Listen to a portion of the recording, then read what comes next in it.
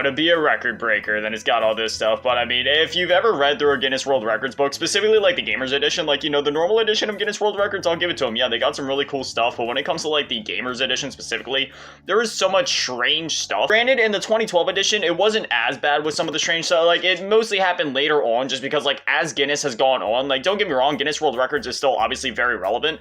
But, like, as we've gone on and, like, I'd say, like, from 2017 onwards, we've started to see this thing where, like, they give the most strange awards out for, like, just anything. For example, they'll have one where it's like, first Mario game to feature Mario without a hat for the longest amount of time. Like, it's really strange and bizarre kind of stuff like that. The Gamers Awards, the Shock and Awe Award for most Master Shock. Okay, well, here you see, even in 2012, they got stuff like this. For Call of Duty Modern Warfare 3, the campaign portion of Modern Warfare 3 for their builds. Okay, it goes through all that. And apparently the runner-up was Battlefield 3, which, yeah, there was a lot of mass destruction in that one. I do remember that. But, yeah, Modern Warfare 3, yeah, that's the one where there was literally the opening level was like a whole city falling, and just, you know, that was the one with Makarov, obviously, as like the main central protagonist. So of course MW3 won that one. The Hot Stuff Award for Best Dragons went to Skyrim, though the runner-up was Dragon Age 2. Dragon Age is a super underrated series from BioWare. Absolutely love Dragon Age. The How Do You Do That award for the most difficult game going to Legend of Zelda Ocarina of Time 3D, and then the runner-up was Dark Souls. How was the runner-up Dark Souls? That's like that's the meme. If anything, the winner should have been Dark Souls, and then they could have said that the runner-up was Ocarina of Time, and Ocarina of Time was like the Dark Souls of Legend of Zelda game. The Bwahahaha award for the most utterly evil supervillains, Batman Arkham City with Marvel vs. Capcom 3 on the runner-up.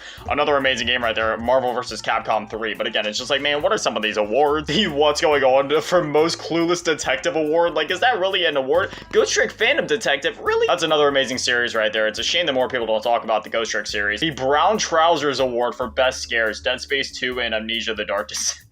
The Brown Trousers. I'm just gonna flip the page.